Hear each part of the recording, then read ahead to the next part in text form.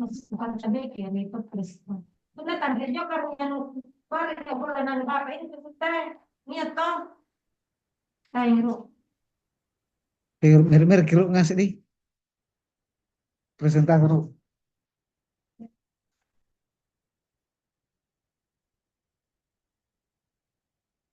Oh, tunggu dulu Pak.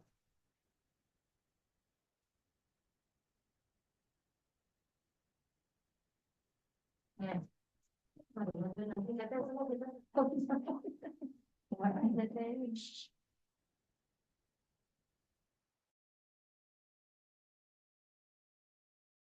Jadi kan bapak sebenarnya ada yang terjadi pas gitu aja. Wah, saya apa sudah pas itu.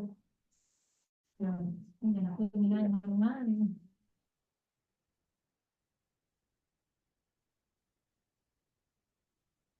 Bismillahirrahmanirrahim. Assalamualaikum warahmatullahi wabarakatuh. Mohon izin screen untuk mempresentasikan uraian judul tesis saya, Pak. Silakan.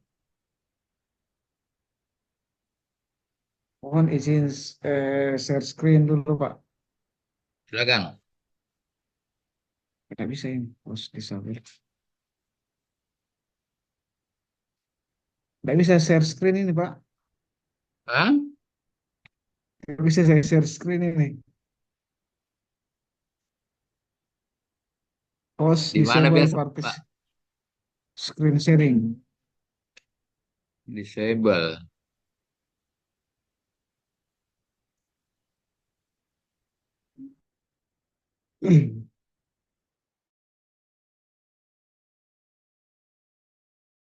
Anu, saya itu kira ya, saya jangan jalan berani. Orang kan banyak seperti itu. Ini kan kadang nggak boleh lain. Jadi kan sore karena anak kan. Dan mau jadi kalau sore ramai.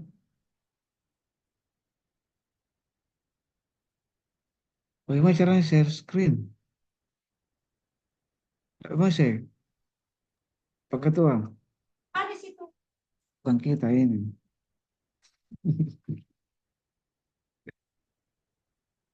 Host disable kayaknya. Murah-murah aja.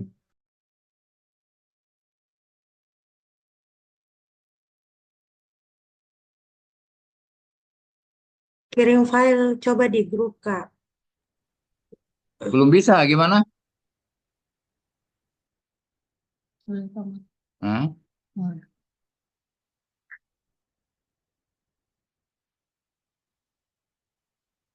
Disable anunya Pak, screen sharingnya. Di sini tidak muncul juga di saya di sini anunya. Karena tadi duka. Terus ini kami Di juga share. punya Host, sebentar. host.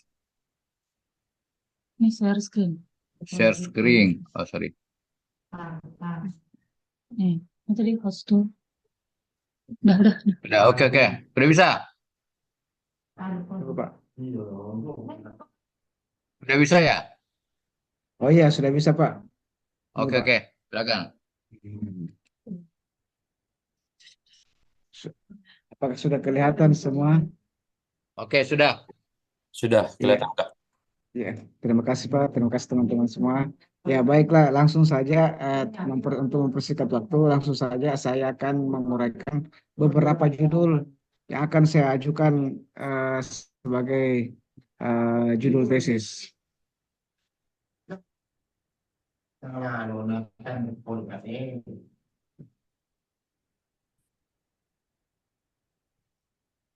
Uh, Adapun judul yang pertama itu mungkin apa? Aplikasikan sebagai pembelajaran interaktif Ya, dalam yang meningkatkan pertama itu kreativitas. pemanfaatan aplikasi Canva sebagai media pembelajaran interaktif dalam meningkatkan kreativitas dan pemahaman konsep seni rupa pada siswa SMP. Yang kedua, efektivitas penggunaan Canva sebagai media pembelajaran visual dalam meningkatkan motivasi dan hasil belajar siswa SMP pada mata pelajaran seni budaya.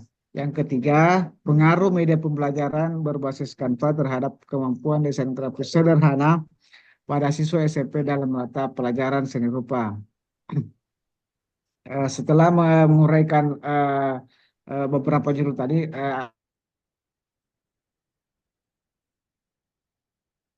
bagi saya coba bagi tiga untuk lebih spesifik. Yang pertama itu melalui pendekatan eksperimen, contoh judulnya efektivitas penggunaan Canvas sebagai media pembelajaran terhadap peningkatan kreativitas visual siswa SMP dalam mata pelajaran seni budaya. Jadi pendekatannya itu eh, kuantitatif eksperimen. Jadi kelas eksperimen menggunakan Canva dengan kelas kontrol yang menggunakan media pembelajaran secara konvensional. Jadi fokusnya nanti itu judul ini mengukur seberapa efektif aplikasi Canva dalam meningkatkan kreativitas siswa. Yang kedua, eh, melalui pendekatan kualitatif. Dalam hal ini adalah studi kasus. Contoh judulnya adalah implementasi aplikasi Canva dalam pembelajaran seni rupa, studi kasus pada siswa kelas 8 di SMP Negeri X contohnya.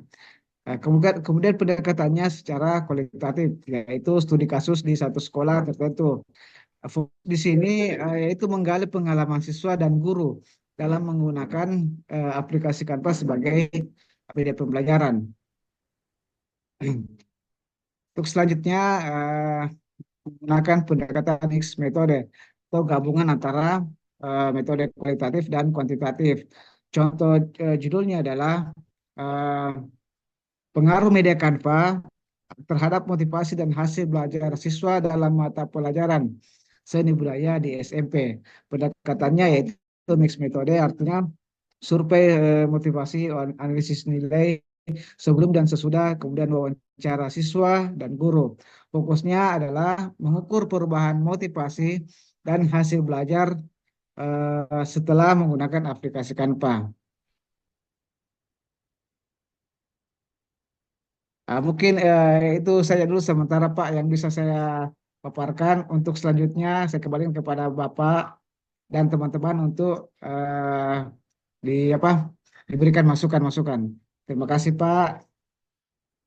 Ya, Assalamualaikum. Tampilkan yang slide kedua. Oke.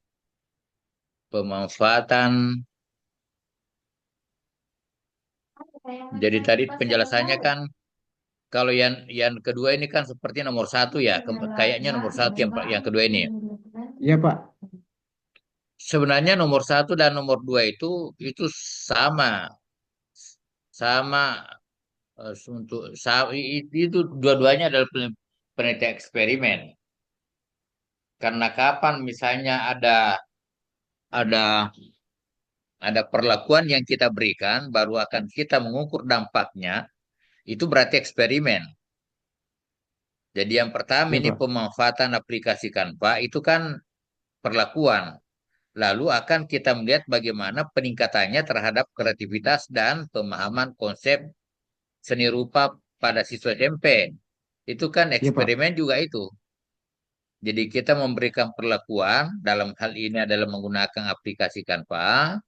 Lalu akan kita lihat dampaknya terhadap pemahaman konsep dan kreativitas. Itu yang pertama. Yang kedua juga Iya. begitu. Efektivitas penggunaan Canva sama perlakuan sebagai media untuk meningkatkan motivasi. Motivasi ini kan adalah dampak. Iya. Jadi yang pertama dan kedua semuanya sama penelitian eksperimen. Nah, Iya pengaruh Pak. media Canva terhadap kemampuan desain. Iya, bagus. Nah, Desain grafis sebenarnya sederhana. kalau kita dari judul ini yang ketiga-tiganya semuanya eksperimen. Semua eksperimen. Karena yang ketiga itu kan juga pengaruh. Pengaruh juga ini adalah pengaruh juga ini kan adalah perlakuan. Jadi ada perlakuan yang kita berikan, pengaruh Hmm. media pembelajaran berbasis Canva. Dalam hal ini perlakuan yang diberikan adalah media pembelajaran yang berbasis Canva. Lalu dampaknya terhadap kemampuan desain grafis.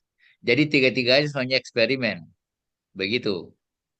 Iya Pak. Nah, sekarang dari ketiga-tiganya ini tinggal kita melihat mana yang lebih lebih lebih apa istilahnya, lebih praktis dan lebih lebih lebih lebih apa namanya, yang tidak lebih bukan apa yang lebih terukur begitu. Sekarang Iya Pak. kita lihat yang pertama, kreativitas dan pemahaman konsep.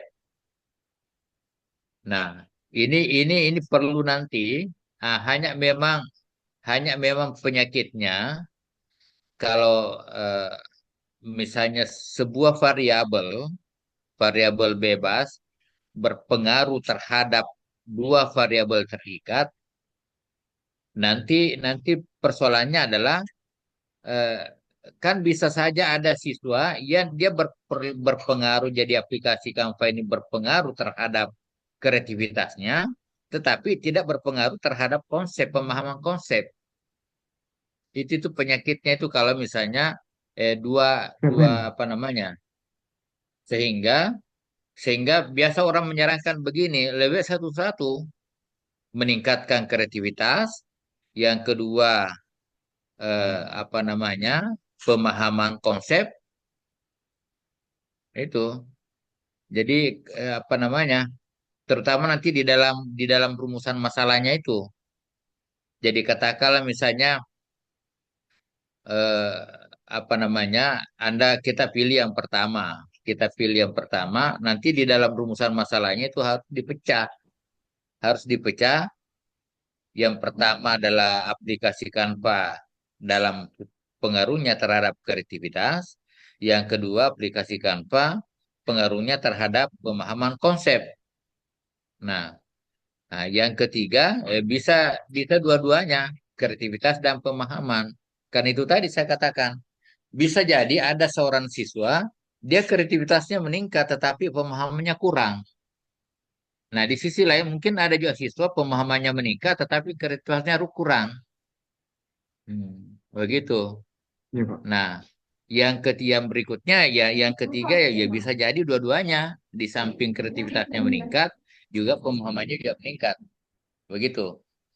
Nah, sekarang eh, sekarang pemanfaatan media, kemudian efektivitas pembelajaran, meningkatkan motivasi dan hasil belajar. Jadi kalau motivasi ya saya kira tidak terlalu susah membuat definisi operasionalnya. Hasil belajar juga apa namanya, gampang mengukurnya karena langsung kita melihat hasil belajarnya. Nah, kemudian kalau yang ketiga, pengaruh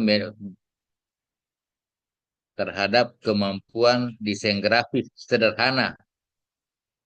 Desain grafis sederhana. Nah, yang perlu dibuat batasannya nih, yang yang mana yang mana yang mana anda maksud sebagai desain grafis Eh, sederhana. Ya, Itu. saya bisa tambahkan sedikit di sini, Pak. Yang desain grafis Silakan. sederhana di sini, Pak. Maksudnya, kan biasa itu ada dalam tugas-tugas apa? Misalnya membuat poster sesuai dengan tema. Nah, itu kan ada itu anunya, Pak. Yang biasa saya ajarkan itu kan melalui ini desain. Mereka membuat sesuai idenya dulu. Buat buat dulu idenya, kemudian diaplikasikan ke apa? Aplikasi Canva atau misalnya juga aplikasi lain misalnya Pixar, artinya mereka menggunakan idenya kemudian mengaplikasikannya di smartphone masing-masing begitu Pak. Jadi mereka tuh buat berdasarkan imajinasinya, jadi butuh-butuh pendampingan di situ. Nah misalnya poster, misalnya apa, mereka mempresentasikan tugasnya itu aplikasi Canva itu Pak. Jadi itu yang saya maksudkan desain grafis sederhana seperti itu Pak.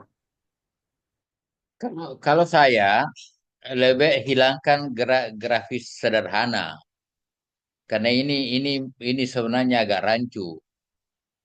Yang jelas, kalau kita misalnya melihat misalnya di kurikulum SMP misalnya, kalau misalnya dia desain grafis, tuntutannya seperti apa? Jadi kita kita kita menilai berdasarkan tuntutan di dalam kurikulum itu. Karena saya yakin di dalam kurikulum itu tidak mengatakan bahwa rancanglah desain grafis sederhana dengan tema ini. Tidak ada kata sederhana. Yang jelas ketika kita misalnya meminta kepada siswa untuk membuat desain grafis, kalau dia SD bagaimana sampai sejauh mana dia kualitasnya, kemampuannya, SMP sampai sejauh mana kemampuannya, SMA sampai sampai di mana kemampuannya, mahasiswa sampai di mana kemampuannya, tidak perlu ada kata sederhana. Malah menurut saya kalau ada kata sederhana itu malah apa istilahnya? Malah justru mengurangi kreativitas mereka. Jadi diberikan Justru saja mana? kemampuan apa kebebasan untuk merancang desain grafis dengan tema apa begitu. Silakan mau sederhana mau rumit. Ya tentu semakin rumit semakin semakin bagus nilainya. Kan begitu. Jangan kita membatasi dia bahwa dia hanya diminta untuk membuat yang sederhana padahal ada di antara mereka yang bisa membuat yang rumit, yang kompleks begitu. Heeh. Itu kalau pandangan saya. Nah, sebelum kita mengembalikan kepada Irsan Jafar ini, yang mana kecenderungannya, mungkin ada juga masukan dari teman-teman yang lain. Peserta kuliah silakan. Siapa yang ingin berpendapat?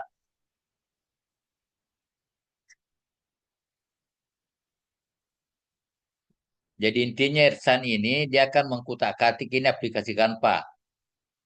Nah, silakan. Meskipun sebenarnya Pak Sofyan Salam itu tidak terlalu tergoda dengan aplikasi Canva ini, terutama bagi mahasiswa, bagi orang seni rupa. Kenapa? Karena justru itu membatasi kreativitas. Begitu. Tapi sebagai media pembelajaran untuk ya bolehlah. Silakan. Ada pandangan dari teman-teman yang lain? Ada Dewi Astuti. Bagaimana Dewi Astuti? Ada Andi Sultan. Yang lain juga silakan. Ada Fauzia Ramadhani. Uci gimana Uci? Ada Pak Romi, ada Fajar Aswad, Nur Wahidatul Zinul Boleh Haq. saya, Silakan siapa yang mau berkomentar? saya Pak Fahri Ramadan. Silakan. Ya, Ya oke baik. Terima kasih atas kesempatannya. Terkait dengan judul yang dibuat oleh Kak Irsan Jafar, saya ingin bertanya bahwa judul ini terkait aplikasi Canva yang dimana saya sering melihat beberapa judul di perpustakaan dulu terkait aplikasi Canva di jenjang S1. Nah, pertanyaan saya, apa sih yang mengarah penelitian selalu aplikasi ini dan penelitian yang kakak buat di tingkat tesis ini?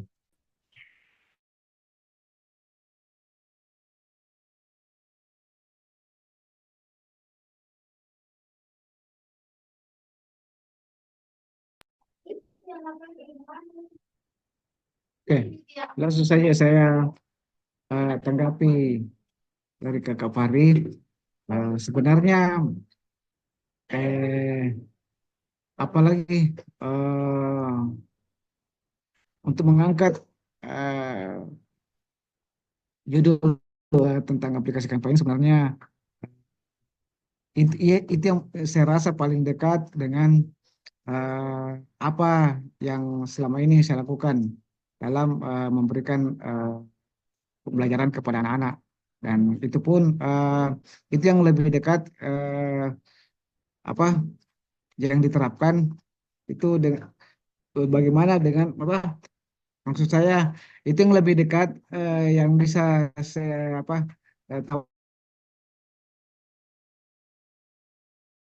sangat terkait dengan aktivitas pembelajaran seni rupa karena kalau misalnya praktek itu sulit karena keterbatasan anak-anak dalam mengolah eh, bahan serta alat yang digunakan kalau untuk praktek. Sedangkan untuk aplikasi Canva itu anak-anak merasa semangat, kemudian merasa berlomba-lomba untuk membuat yang jauh lebih menarik dari teman-teman yang lain, nah begitu. Jadi saya rasa apa cukup mendukung lah kalau di sini. Sekalipun mungkin masih terbatas ya karena tidak semua juga anak-anak eh, senang dengan apa punya HP, punya apa aplikasi. Ada juga yang merasa tidak tertarik sama sekali, macam-macam lah. Tapi kurang lebih sebagian besar eh, suka terhadap aplikasi ini. Begitu mungkin Kakak Pare, kembalikan.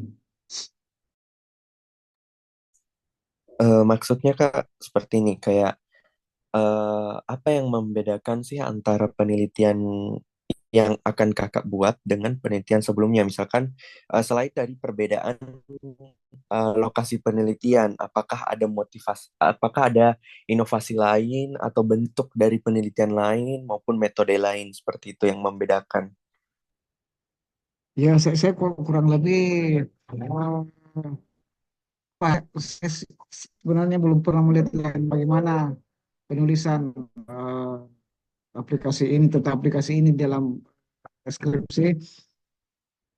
Kecenderungannya ya, saya coba paparkan saja yang secara realistis saja yang terjadi di sekolah ini sesuai dengan kaidah-kaidah penulisan nantinya.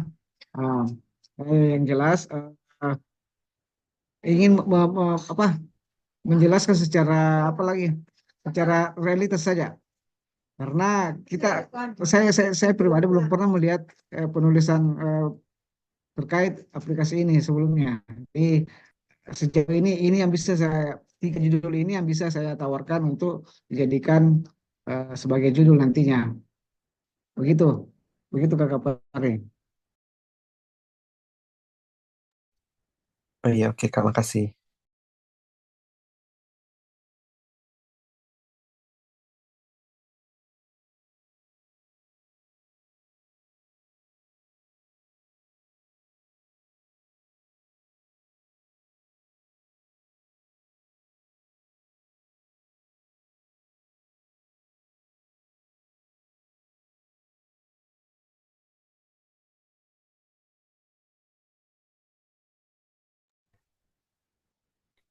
Kak Irsan,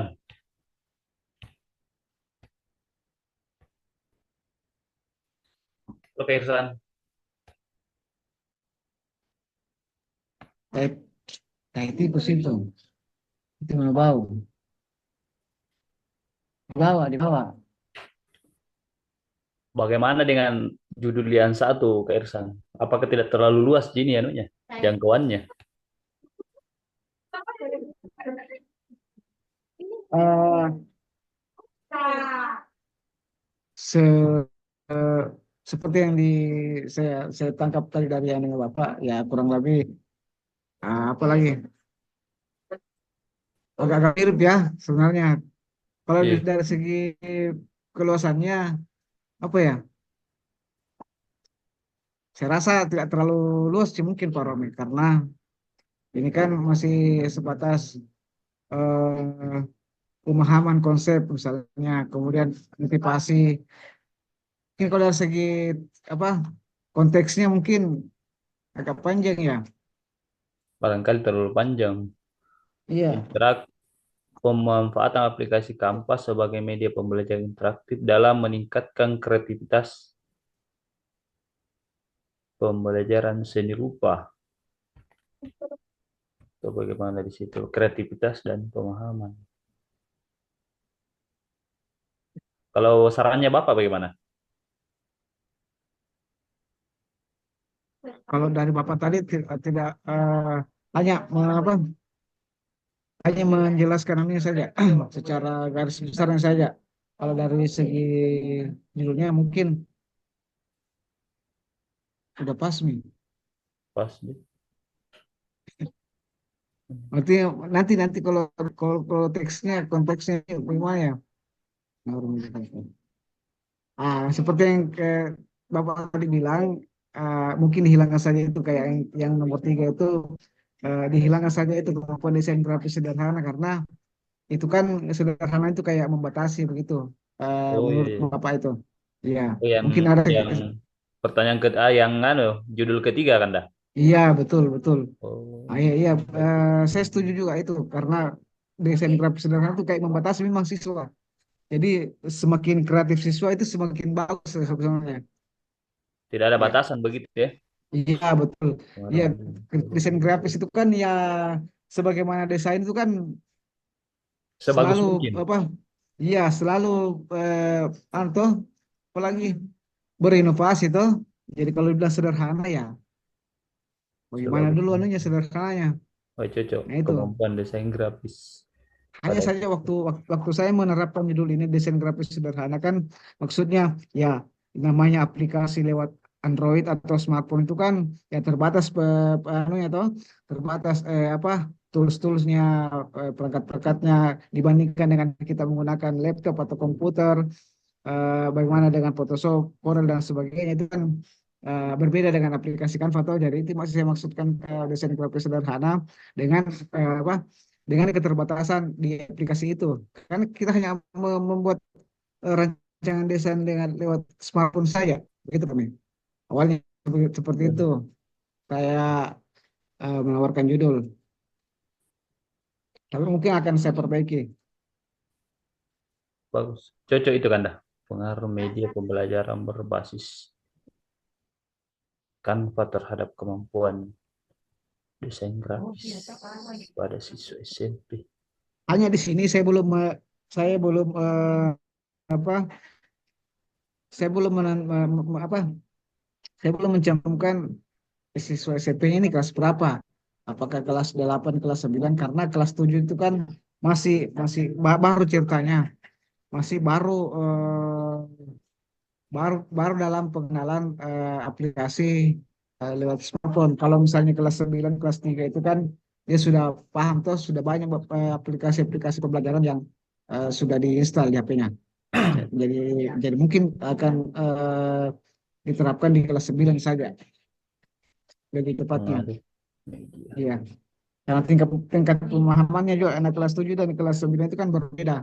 Kalau kelas 7 itu kan ceritanya masih masih ya belum labil gitu. Masih masih belum apa? Masih belum terkontrol anak-anak di kelas 7 itu. Berarti Begitu kalau mungkin yang Pak Bukan, ketiga, Roni. halo Irsan, Ya, iya bukan Pak, kita iya yang Pak. pilih berdasarkan kurikulum. Jadi Tidak bukan Pak. kita yang mengatur berdasarkan kurikulum, kecuali kalau misalnya di kurikulum Oh, itu ada kelas 1, ada kelas 2, kelas 3, kelas 7, kelas oh iya Pak. 8 dan kelas 9. Kalau misalnya adanya di kelas 8 ya tidak boleh anu ke kelas 9 dengan pertimbangan bahwa di situ lebih matang. Tidak boleh seperti itu. Pokoknya Ada kita di ke jadi jadi tetap Anda merancang kegiatan. Kita kan menginginkan bahwa eh, hasil penelitian kita ini adalah real.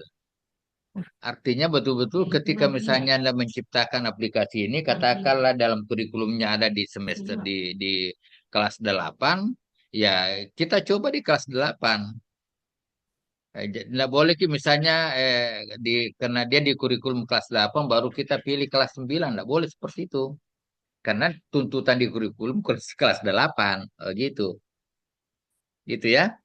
iya Pak, iya Pak. Jadi lihat di kurikulum tak kelas berapa memang tuntutannya itu mereka belajar desain grafis. Begitu. Iya, iya Pak, siap Pak. Iya, dan harus disesuaikan tetap harus anu apa? Sesuai Iya dengan Pak. itu kelas di mana dia belajar itu. Jadi Irsan cenderung ke yang ketiga atau belum? Sepertinya saya cenderung yang ketiga Pak, karena saya Silakan. mengingat bahwa di kelas 8 itu yang menggunakan aplikasi ini, karena kan di kelas 9 itu sudah menggunakan apa melukis dengan menggunakan kanvas Pak. Jadi mungkin lebih ke Oke, cenderung ke jadi kelas kalau di 8. kelas 9 hilangkan saja Iya, kata sederhananya itu. siap-siap ya Pak. Hmm, Oke, oke, saya kira silakan. Jadi media pembelajaran Canva terhadap kemampuan desain grafis. Jadi ini juga sebenarnya penelitian eksperimen karena ada perlakuan yang kita lihat. Masih ada yang ingin berkomentar? Kalau sudah kita bergeser ke orang Izin, Pak. lain. Silakan. Kalau misalkan judul yang ketiga ini kira-kira perlakuannya seperti apa yang mencirikan bahwasannya ini dalam dalam tataran tesis, bukan dalam tataran skripsi. Kira-kira seperti apa eh, aktivitas perlakuannya di dalamnya gitu. Sebenarnya sebenarnya begini, tesis tesis skripsi, tesis dan disertasi itu kan hanya pada kedalaman kajian. Jadi biasanya biasanya kalau skripsi itu dia hanya sebatas deskripsi biasa. Nah, kalau sudah tesis, ya paling tidak ini sudah bisa misalnya melihat pengaruh dari sebuah perlakuan. Itu yang kita coba-coba bahas. Jadi saya kira ini yang topik yang dikemukakan ini tiga-tiganya bisa sudah masuk dalam kategori itu. Karena itu tadi saya katakan bahwa perbedaan antara skripsi, tesis, dan disertasi hanya pada pendalaman kajian. Jadi kalau kalau skripsi biasanya hanya sekedar ya mendeskripsikan saja. Lalu kalau tesis sudah mulai meningkat lebih anu lagi kajiannya sudah mulai mempertanyakan tentang sesuatu. Nah, kemudian kalau disertasi ya tentu sudah berpikir bagaimana membuat sebuah produk lalu dampaknya seperti apa. Kira-kira seperti itu. Baik, Pak. Terima kasih.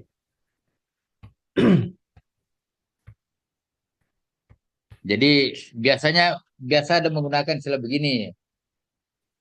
Tes skripsi itu misalnya hanya menjelaskan tentang apa. Lalu kalau skripsi tentang apa, makanya deskripsi. Kalau tesis biasanya sudah mengapa. Nah, lalu yang ke disertasi sudah lebih anu lagi untuk apa? Kayak gitu. Itu begitu anunya. Baik, Pak. Apa namanya perbedaan antara skripsi, tesis dan disertasi. Jadi kita berharap pada tesis itu bukan hanya sekedar mendeskripsikan eh, sebuah variabel, tetapi kita mencoba melihat bagaimana dampak dari sebuah perlakuan. Sehingga kita sudah bisa membuat semacam analisis bahwa kalau dia seperti ini maka pengaruhnya seperti ini. Nah, hanya memang kalau misalnya ini ya Anda harus menggunakan analisis data statistik, Statistik. analisis data statistik karena sudah menggunakan apa namanya itu kata eksperimen itu paling tidak apa namanya statistik korelasi product moment.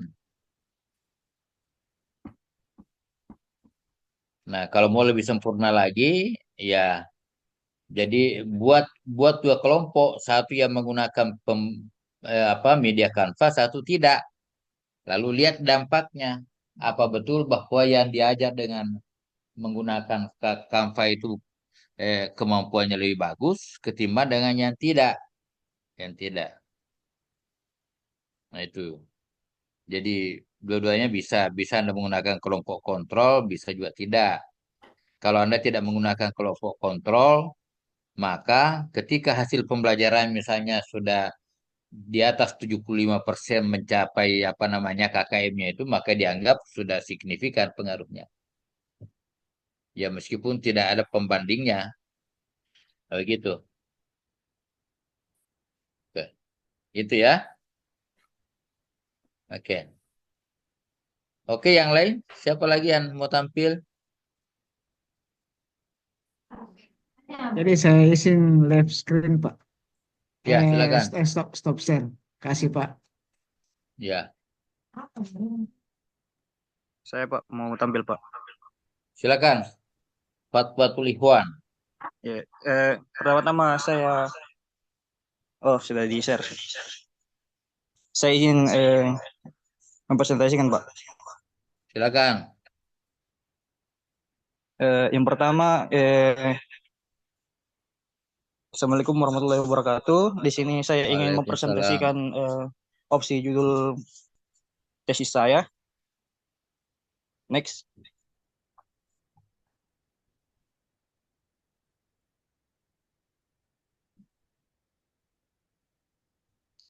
Eh, Latar belakang pertama, pembelajaran seni budaya dan muatan lokal berperan penting dalam menanamkan estetika, kreativitas, dan pemahaman budaya daerah dalam memahami, mendalami, menghadapi tantangan.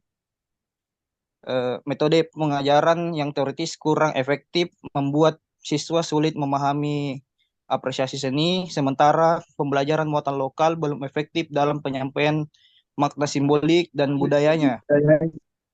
Minimnya media pembelajaran kurang inovatif, semakin mengurangi minat dan pemahaman siswa. Oleh karena itu, penelitian ini bertujuan mengembangkan media pembelajaran fisik maupun digital, mendukung efektivitas pembelajaran seni budaya dan muatan lokal di SMP Negeri 2 Takalar.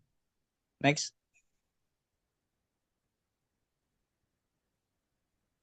Berikut beberapa opsi judul tesis yang ingin saya angkat.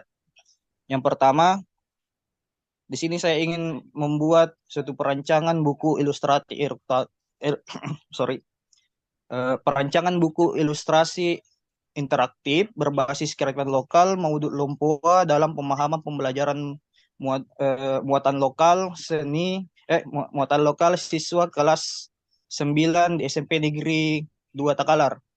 Yang dua, saya ingin mengembangkan eh, judul dari skripsi saya kemarin, yaitu mengembangkan modul interaktif untuk meningkatkan pemahaman materi membuat komik di SMP Negeri 2 Takalar.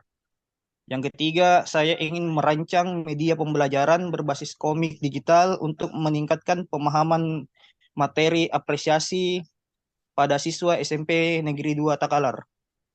Mungkin itu, Pak, 3 judul yang bisa saya paparkan. Bisa kembali ke slide kedua.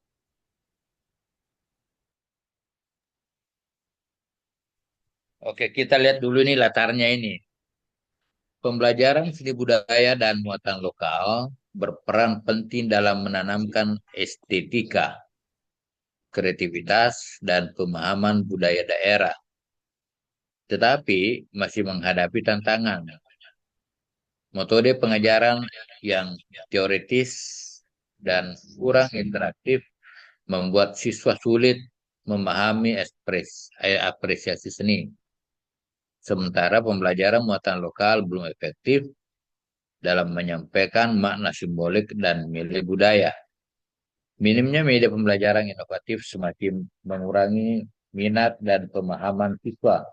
Karena itu, penelitian ini bertujuan mengembangkan media pembelajaran fisik maupun digital guna mendukung efektif. Nah, kalau kita melihat ini latar belakangnya, sepertinya ini latar belakang dari masalah pertama Anda. Coba ke slide ketiga. Ya, jadi ini yang kalau kita baca latar belakangnya ini inilah yang melahirkan tentang masalah perancangan buku interaktif ilustrasi. Karena Anda melihat selama ini media yang digunakan tidak interaktif sehingga apa namanya itu berpengaruh terhadap pemahaman siswa terhadap budaya lokal. Kalau yang kedua, e-modul interaktif untuk meningkatkan pemahaman materi membuat komik. Itu tidak ada kaitannya dan latar belakang. Dan yang ketiga, perancangan media pembelajaran. Dan saya carangkan yang pertama, Iya, Pak. Saya memang lebih ya, condong yang pertama, Pak. ya Karena kemarin tinggal bagaimana diarahkan itu. tinggal bagaimana diformulasi kalimatnya supaya tidak terlalu panjang. Baik, Pak. Ya, Nanti saya perancangan, perbaiki lagi kata-katanya. ya, buku ilustratif, interaktif, ilustrasi interaktif, berbasis dalam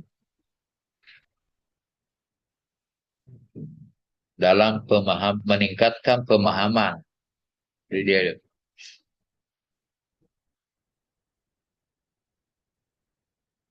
Jadi ada dalam meningkatkan di situ, dalam meningkatkan pe- pemahaman pemahaman pemahaman dalam pemahaman pembelajaran mulok pada siswa kelas SMP negeri. Saya kira yang pertama lebih lebih tinggal Anda bagaimana cara memformulasi kalimatnya supaya lebih sederhana. Ada masukan dari temannya yang lain?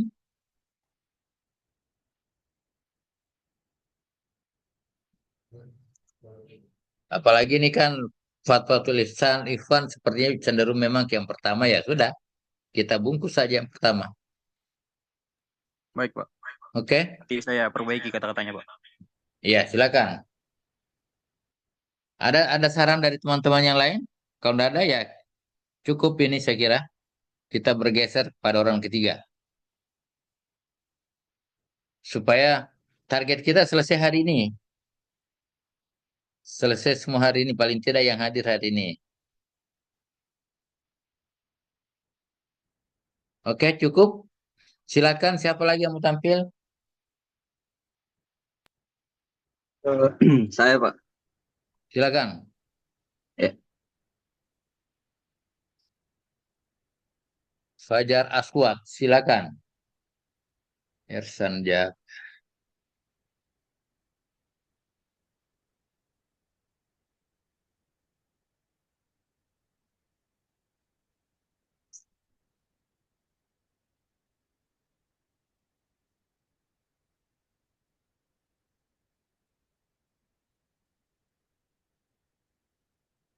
Ya, terima kasih Pak atas kesempatannya. Baik teman-teman sekalian, saya di sini akan mencoba memaparkan 3 opsi judul yang akan saya ajukan. Tapi sebelumnya, sebelum memaparkan 3 judul tersebut, saya akan mencoba menjelaskan eh, masalah yang mendasari pemilihan 3 judul saya. Baik, di sini saya menjelaskan tentang fenomena apa saja yang saya dapatkan atau masalah apa saja yang akan saya carikan solusinya. Yang pertama, eh, ada fenomena di mana tujuan pembelajaran yang tidak tercapai, mungkin akibatnya kurangnya semangat dan motivasi belajar dari siswa. Hal ini terjadi disebabkan oleh perangkat yang berkaitan dan terlibat dari proses belajar mengajar itu sendiri. Perangkat apa itu? Bisa jadi penyebabnya adalah kurangnya variasi terhadap model atau media pembelajaran yang digunakan oleh guru dalam menyampaikan materi. Jadi masalah atau fenomena ini mungkin menurut saya adalah fenomena yang umum terjadi bukan hanya di pendidikan seni rupa, mungkin akan tetapi juga terjadi di pembelajaran-pembelajaran lainnya. Nah, melihat fenomena ini, saya mencoba untuk mencarikan solusi.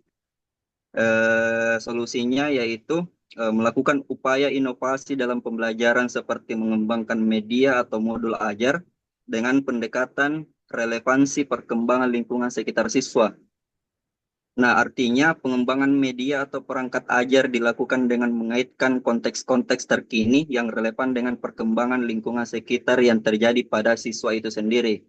Nah, berangkat dari fenomena dan solusi yang akan saya berikan ini, lalu kemudian saya mengajukan 3 opsi judul terkait dari eh, pengembangan tentang media pembelajaran. Yang pertama yaitu pengembangan media pembelajaran berbasis augmented reality untuk meningkatkan pemahaman konsep seni rupa 3 dimensi pada siswa kelas kelas 3 SMP Negeri 2 Takalar. Kemudian pengembangan media ajar berbasis kearifan lokal, songkok guru, kerajinan khas Galesong Kabupaten Takalar untuk meningkatkan pembelajaran apresiasi seni siswa SMP Negeri 2 Takalar. Kemudian pengembangan modul berbasis neuroestetik untuk meningkatkan pembelajaran apresiasi seni SMP Negeri 2 Takalar. Eh, Mungkin itu Pak, eh, tiga pengajuan judul saya. Saya kembalikan ke Bapak. Terima kasih.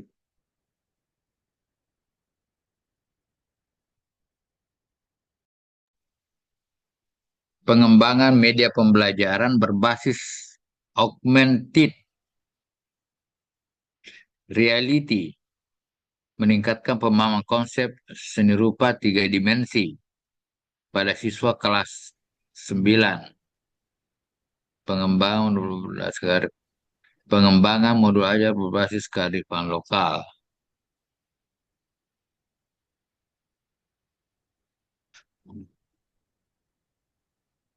Untuk meningkatkan pembelajaran apresiasi. Pengembangan modul berbasis neuroestetik untuk meningkatkan pembelajaran apresiasi. Seperti apa itu augmented reality? Pak, augmented reality itu Pak mirip-mirip dengan virtual reality. Dia menggabungkan objek virtual ke dalam dunia nyata. Jadi ada biasa Pak Hmm, itu kayak aplikasi di smartphone yang kalau di scan hmm, itu muncul biasa objek-objek 3D dalam bentuk digital. Jadi itu saya coba nanti develop atau kembangkan objek digitalnya itu karena kan ini yang diterapkan untuk pembelajaran seni rupa 3 dimensi. Jadi saya coba hmm. nanti kembangkan itu objek digitalnya. Misalnya kan kalau belajar seni rupa 3 dimensi biasa kayak hanya digambarkan dalam bentuk 2 dimensi saja. Jadi saya Ya, coba ini buat dalam bentuk 3 dimensinya tapi melalui digital. Itu hmm. tadi augmented reality gitu Pak. Itu tidak menyulitkan kira-kira siswa di dalam hal apa ya?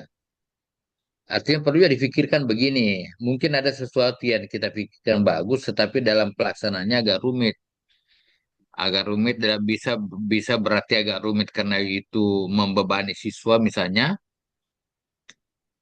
Iya. Eh, itu ya harus Anda pikirkan.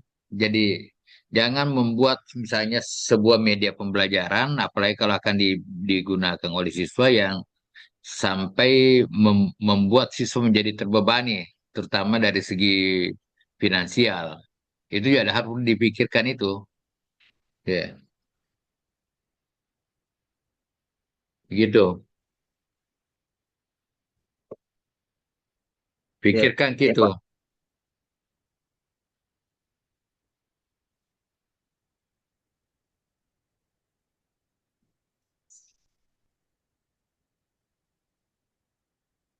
Iya Pak.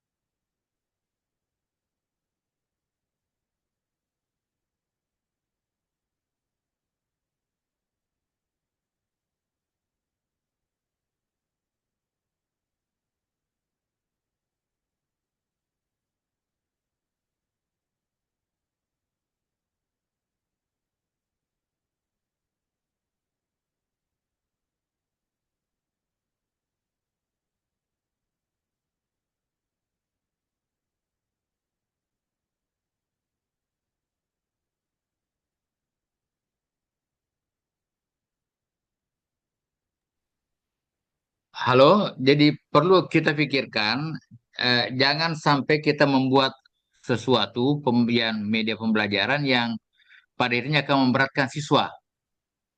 Sepanjang itu misalnya tidak memberatkan siswa, silakan saja, nggak masalah. Ya, tapi jangan sampai gara-gara mata kuliah kita, mata pelajaran kita, lalu menjadi siswa terbebani. Nah, iya. Jadi Ya, ingat bahwa pembelajaran seni budaya di sekolah sebenarnya, ya itu tujuan utamanya semuanya itu adalah sebagai sarana ekspresi. Nah, nah cara siswa berekspresi ini kan macam-macam.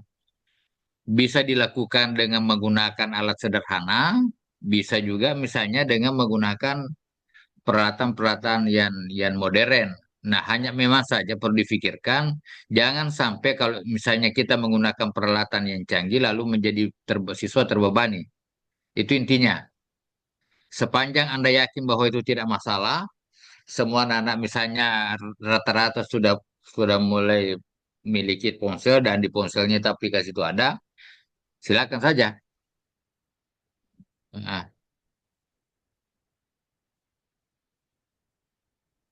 oke. ya Pak. Pak Rudi, dinabol mau dinabolnya mau dinabol 8, 10, 12.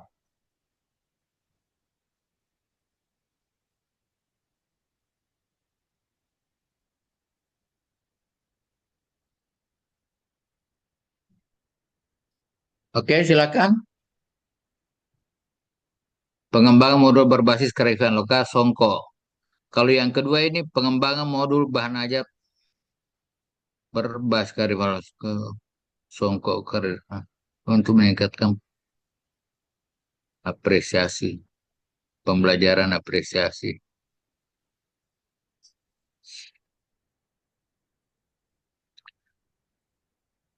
Oke, mana kira-kira Fajar yang lebih cenderung di antara ketiga nih? Eh, Kalau saya Pak ke Apa? yang menurut saya kalau yang lebih menarik itu nomor 3 Pak, yang berbasis Nomor 3. neuroestetik. Iya, karena ini mungkin istilah yang baru mungkin yang saya dengar Pak tentang neuroestetik.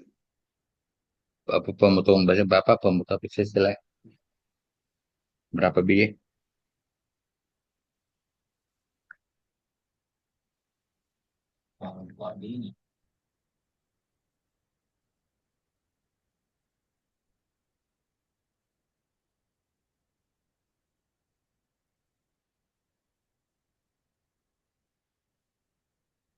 Jadi Anda cenderung ke yang ketiga ya? Eh, iya Pak. Berbasis neuroestetik, Iya. apresiasi. Oke. Kalau neuroestetik ini seperti apa? Neuroestetik itu Pak, cabang ilmu yang mungkin baru-baru muncul yang mempelajari tentang bagaimana otak itu merespon ketika terjadi pengalaman estetik. Itu Pak. Nah, pertanyaannya modul berbasis. Pertanyaannya adalah, eh, Fajar kira-kira punya nggak kapasitas untuk melakukan itu? Kan ini kan terkait dengan psikologi, dengan Oh pengembangan iya. modul berbasis neo. Nah, karena kalau seperti itu, jadi saya bayangkan berarti Anda harus paham konsep-konsep psikologi.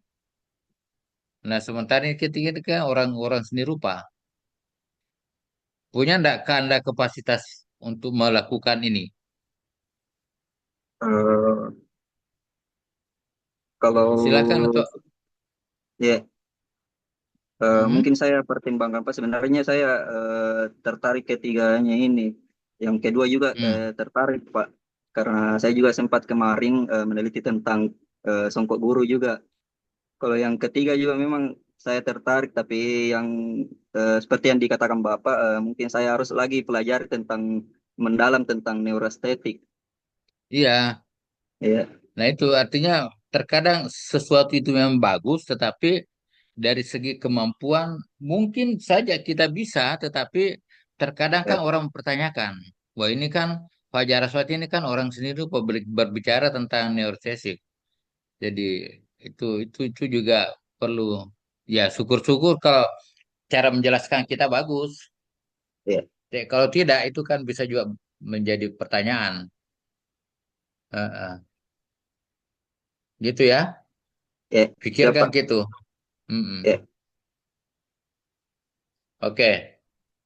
Jadi yang mana pun Anda pilih di situ silakan, tapi pertimbangkan tadi yang pertama, pastikan bahwa kita punya kemampuan untuk menjalankan ini penelitian, kemampuan dalam hal ilmu, dalam kemampuan dalam hal biaya dan lain sebagainya, kemampuan dalam hal waktu, pikirkan jangan yang terlalu lama.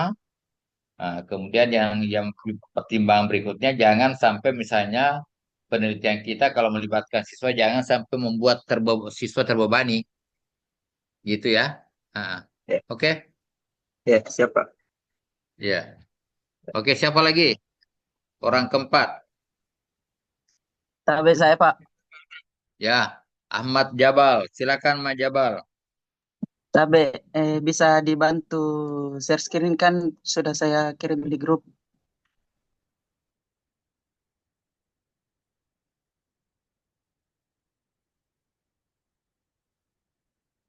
Siapa yang bisa? Tolong bisa dibantu siapa yang bisa bantu kianukan share screen ke itu Jabal. Mungkin saudara Ya, Fajar saya. bisa. Oke, tunggu, tunggu.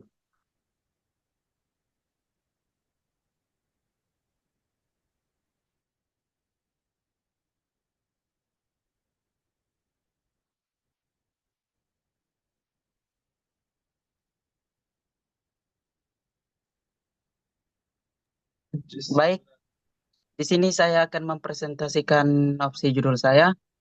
Yang pertama latar belakang. Di era digital, inovasi dalam pembelajaran sangat dibutuhkan agar sesuai dengan gaya belajar siswa yang lebih akrab dengan teknologi. Dalam mata pelajaran muatan lokal dan seni budaya, masih banyak siswa yang kurang memahami sejarah dan proses pembuatan provinsi, salah satunya yang dimana salah satu warisan budaya terbesar Bulukumba yang telah diakui oleh UNESCO. Keterbatasan sumber belajar yang menarik membuat siswa kurang tertarik mempelajari budaya lokal, sehingga diperlukan media pembelajaran yang lebih interaktif dan efektif. Mengajarkan sejarah dan proses pembuatan perahu pinisi dalam muatan lokal tidak hanya membantu siswa mengenal budaya mereka sendiri, tetapi juga menanamkan rasa bangga dan tanggung jawab untuk melestarikan warisan leluhur di tengah perkembangan zaman modern. Video animasi dapat menyajikan sejarah dan proses pembuatan pensil secara lebih menarik. Buku ilustrasi membantu meningkatkan literasi visual dalam dan pemahaman seni secara mendalam. Sementara media pembelajaran digital memungkinkan eksplorasi kreatif yang lebih luas. Dengan pilihan elemen teknologi dalam pembelajaran seni budaya dan muatan lokal, diharapkan siswa tidak hanya lebih mudah memahami materi, tetapi juga lebih termotivasi untuk memperkenalkan dan melestarikan warisan budaya mereka. Next.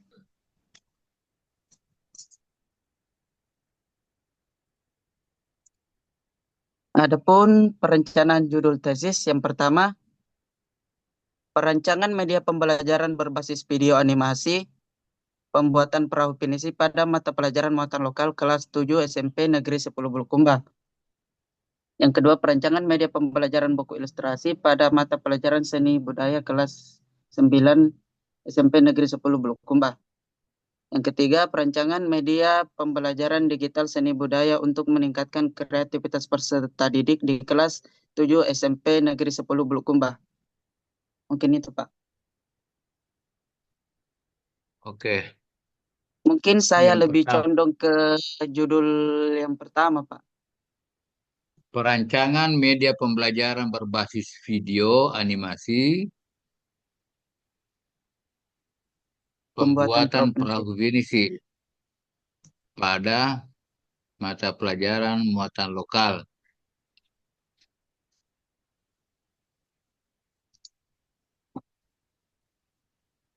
pembuatan video animasi.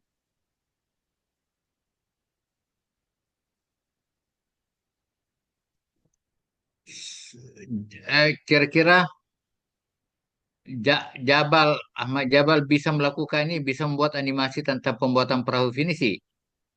Iya Pak, ini rencana nanti saya buatkan dulu dalam bentuk gambar, terus Aha. gambar ini yang saya susun menjadi sebuah video Pak, sebuah video animasi yang bergerak, gambar seperti kayak bilang gambar yang bergerak Pak, Hmm. seperti Oh itu. gitu. Iya, Oh iya. Mungkin nanti bisa kerjasama dengan anak-anak DKV.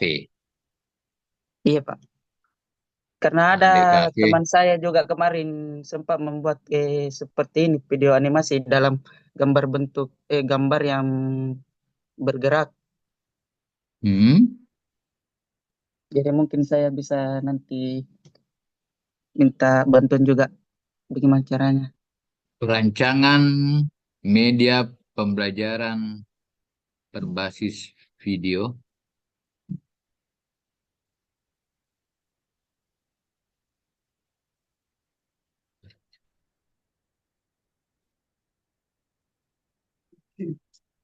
Media pembelajaran berbasis video. Jadi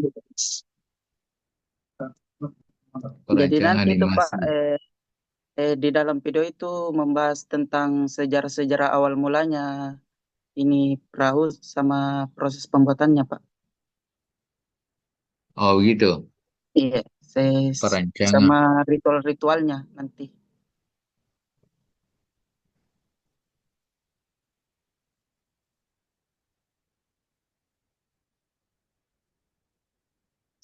Perancangan video animasi sebagai media animasi, perancangan video animasi pembuatan perahu finisi sebagai media pembelajaran muatan lokal Hmm, pada siswa. Karena kalau dibalik begitu bahasanya, perancangan video animasi pembuatan perahu finisi sebagai media pembelajaran. oh iya Pak, bisa Pak. Media pembelajaran dalam mata sebagai media pembelajaran dalam mata pelajaran muatan lokal pada siswa SMP kelas sekian. Itu. Oh iya Pak. Heeh. Kalau yang lainnya perancangan media pelajaran buku ilustrasi pada mata. Oh, ini biasa. Iya Pak. Perancangan media Karena pelajaran lebih condong ke digital. judul pertama ya. Yang pertama saja, oke. Silakan Iya Pak. dibungkus. Oh iya Ah, Pak. Fajar, Asyad, ya Jabal ya. Iya Pak, Ahmad Jabal Pak. Sudah empat. Siapa lagi? Yang sudah minggu lalu siapa? Pak. Coba yang saya lupa siapa yang 5 orang itu yang minggu lalu? Dewi Pak, Siapa? Dewi minggu lalu Astuti kan? ya? Ya, Dewi. Hah? Iya Pak, Dewi Fahri, Dewi, kemudian Fahri, Kak Romi, Fah- Fahri, siapa lagi? Romi, Andi Sultan juga kan? Andi Sultan, Nur Wahida juga, Pak. Iya, Nur Wahida Pak. Nur Wahidatul. Hmm. Fatwa itu sudah, Pak Rifan, Mak Jabal. Hmm. Jadi yang belum sekarang siapa? Uci ada Uci ya? Uci ya?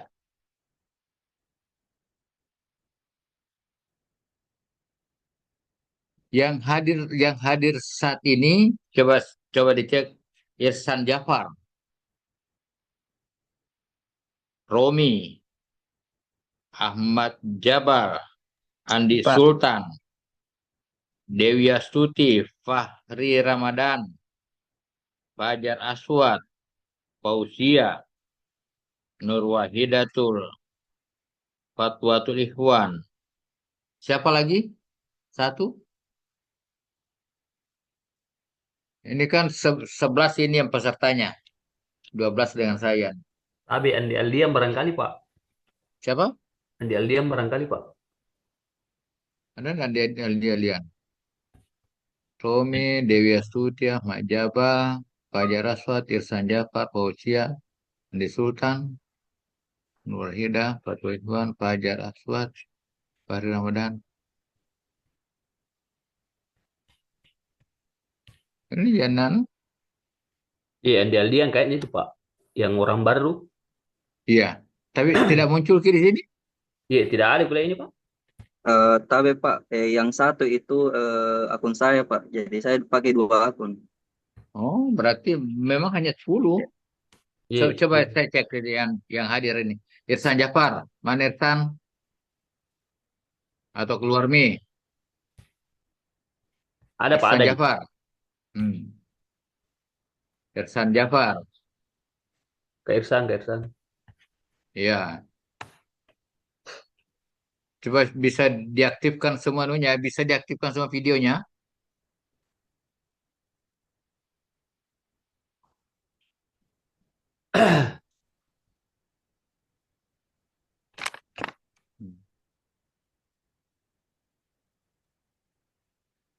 Stop screen nih kayak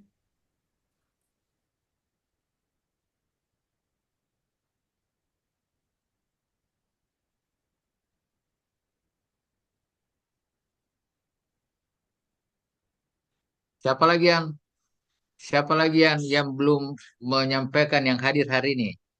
Jadi yang hadir hari ini hanya 10 orang. Irsan Jafar, Romi, Ahmad Jaba, Andi Sultan, Dewi Astuti, Fahri Ramadan, Fajar Aswad, Fausia, Nur Wahidatul Adawiyah, Fatwatul Ikhwan. Hanya itu yang hadir hari ini. Hadir, Pak. Nah, di antara yang hadir hari ini, tinggal Fausia. Fausia bagaimana Fausia? Siap? Ada yang mau ditampilkan?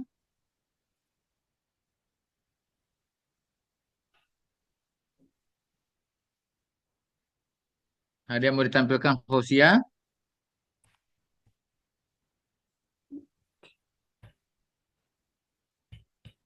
Keluar Pak, Fauzi ya. Terlempar Sudah kayaknya. ada? Iya keluar Ki. Nggak ada di room. Nggak ada lagi. Oke, berarti mungkin nggak siap ya. Jadi yang tidak hadir hari ini di Nurhak, kemudian Andi Aldin, dengan siapa lagi satu yang stafnya Pak Rektor itu? Fadli, Pak. Fadil ya? Fadil.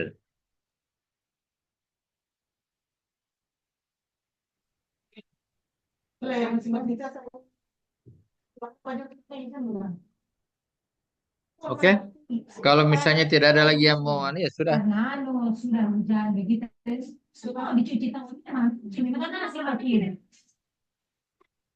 Jadi seperti tadi saya katakan bahwa saya pertemuan terakhir hari ini, jadi sebagai pengganti meet dari saya adalah itu tadi. Jadi Anda membuat apa namanya eh, rancangan rancangan sederhana untuk proposalnya. Jadi judul, kemudian latar belakangnya singkat. Latar belakang jangan lebih dari 2 halaman ya. Ya, Pak. Kalau lebih dari 2 halaman biasanya sudah bertele-tele. Siapa? Jadi latar belakang, kemudian tentu rumusan masalah, tujuan dan manfaat penelitian. Yang ketiga, kajian pustakanya singkat. Jadi maksud saya di kajian pustakanya tidak perlu Anda menguraikan. Jadi Anda bilang saja, misalnya kalau terkait misalnya dengan motivasi, dalam kajian pustaka ini akan diuraikan tentang pengertian motivasi, jenis-jenis motivasi, faktor yang mempengaruhi motivasi, dan semua hal yang terkait dengan itu tidak perlu diuraikan itu, apa itu pengertian, apa itu faktor, dan seterusnya.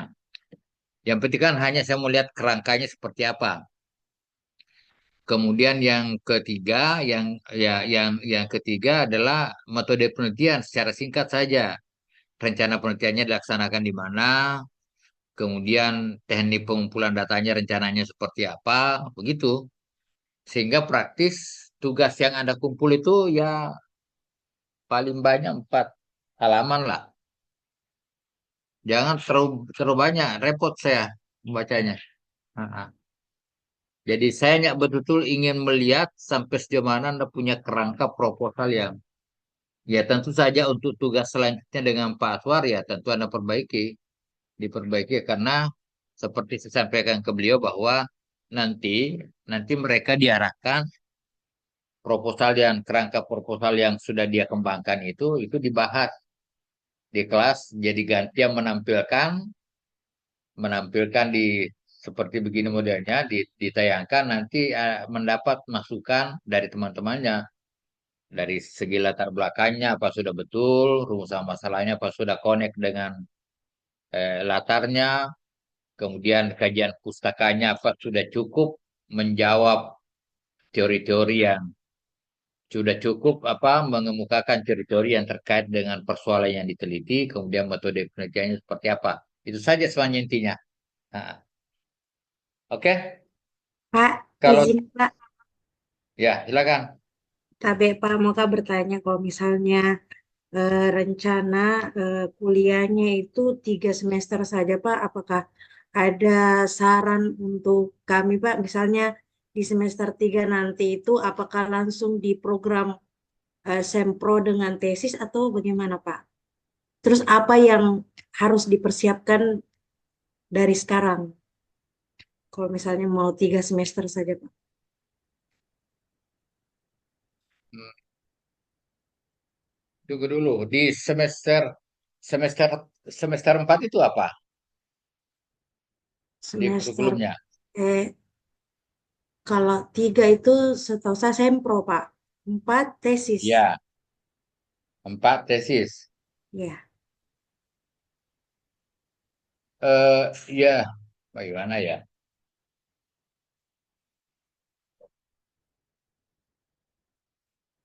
Tidak memungkinkan. Sekarang Anda semester berapa? Baru 2 Pak. Baru 2. Nah, nanti komunikasi dengan Kaprodi, apa memungkinkan nggak misalnya seminar proposal itu sekaligus digabung dengan digabung dengan program tesis. Ah, ah. Ya. Karena pada kenyataannya di tempat lain orang bisa S2 itu bisa 3 semester. Iya, pada kenyataannya. Iya. Antar teknisnya memprogramkan mata kuliah seperti apa itu juga saya memang belum belum belum tahu pasti seperti apa mekanismenya. Siap Pak. Mm-mm.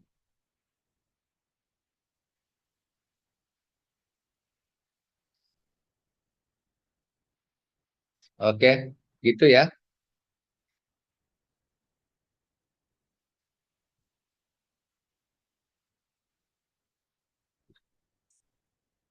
Oke, masih ada yang lain? Tahu ya, Pak, saya saya mau bertanya Pak tentang tugasnya.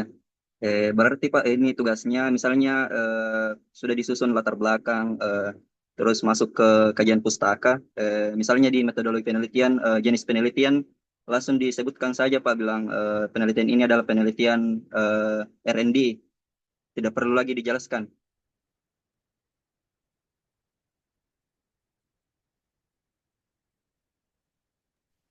Coba diulangi apa bagaimana maksudnya? Berarti ini Pak tentang tugasnya Pak.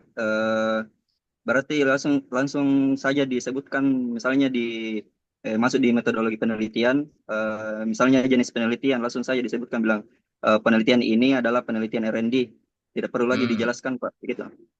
tidak perlu. Oh Uh-uh. ya, Jadi ini juga begini, saya mau anukan ya, apa ya, saya sampaikan kepada Anda semua. eh, Saya juga terkadang juga misalnya saya melihat misalnya tesisnya begini. Dia ya boleh sih misalnya penelitian R&D kalau Anda jelaskan seperlunya, tetapi jangan sampai justru terkesan Anda membahas tentang teori penelitian R&D. Sama misalnya di metode penelitian yang lain, misalnya populasi dan sampel kalau Anda menggunakan istilah populasi dan sampel. Tidak perlu lagi Anda menjelaskan bahwa populasi adalah ini pengertian menurut ini. Tidak perlu. Karena bukan di penelitian itu bukan berbicara tentang teori tentang populasi. Tetapi hanya menjelaskan bahwa siapa yang menjadi populasinya, mengapa itu yang dipilih. Tetapi bukan menjelaskan bahwa yang dimaksud populasi adalah ini sekumpulan apa-apa yang menempati area tertentu. Tidak ke situ. Tetapi langsung pada populasinya siapa yang menjadi sasaran, apa pertimbangannya.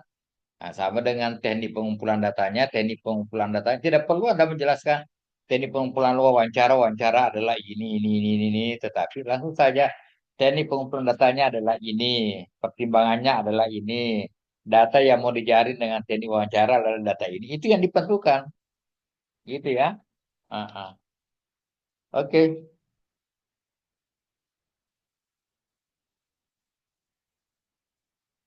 silakan kalau masih ada. Kalau sudah dianggap cukup ya silakan bertebaran di muka bumi sambil saya menunggu tugasnya. Ah, eh, tolong Anda yang berada di luar daerah jangan dikirim dalam bentuk file ya, tetap harus dalam hard copy. Jadi kalau misalnya Anda yang tinggal di luar kota, ya mungkin bisa minta tolong sama temannya, dikirimkan filenya, nanti temannya yang print, temannya yang antar ke saya. Karena repot itu membaca di laptop. Iya. Kalau dia terprint kan mungkin saya sementara dalam perjalanan, sementara baring-baring, sementara apa, bisa saya baca-baca. Tetapi kalau harus dibaca di laptop ya itu pekerjaan juga. Gitu ya. Ya, Pak. Jadi ini kan ada dari luar ini siapa ini Dewi Astuti ya? Di mana sekarang posisinya? Ternate, Pak. Ternate. Iya. Kebayangkan kalau dari Ternate ke sini hanya mau mengantar tugas kan, mending itu one tiketnya tuh kirimkan ke Andi Sultan, nanti Andi Sultan yang eksekusi di sini. Kan begitu toh? Iya, Pak. Ah, ya diatur sajalah dengan ketua tingkat. Saya dengan Ihsan Jafar, kalau dari Jeneponto ke sini kan lumayan jauh 90 kilo. Ada Mending itu Jabal, beli Pak. saja. Hah? Jabal itu ada Ya. itu, Pak. Mana Ihsan Jafar? Iya, Tidak Pak. perlu Anda ke Makassar. Siap. Kirimkan saja di Sultan Lembangnya. Itu yang uang sewa mobil dari Jenepon tuh beli kami Lembang, kirimkan yang di Sultan tuh supaya agak kuat kima print tugas toh mana di Sultan. Ya gitu loh. Artinya saling saling anu lah, saling menguntungkan.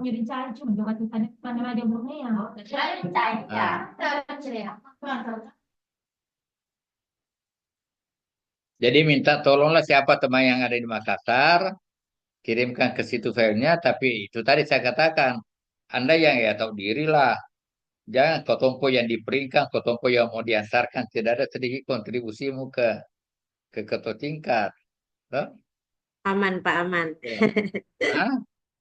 Diaturlah dengan baik. Ya? Begitulah kehidupan. Oke, saya kira dari saya hari ini cukup sekian. Terima kasih atas perhatian Anda. Selamat mengikuti kuliah dosen kedua. Oke. Sekian ya. Saya mohon izin keluar ya. Ya. Terima kasih, Pak. Terima kasih, Pak. Ya, mohon maaf jika sekiranya di dalam perkuliahan selama 8 kali pertemuan ada hal-hal yang kurang berkenan. Mohon dimaafkan ya. Ya, Pak. Oke. Kami juga, Pak. Ya, oke. Saya kira demikian. Terima kasih. Assalamualaikum warahmatullahi wabarakatuh. Waalaikumsalam. Waalaikumsalam warahmatullahi Ya. wabarakatuh. Saya mohon izin ya keluar.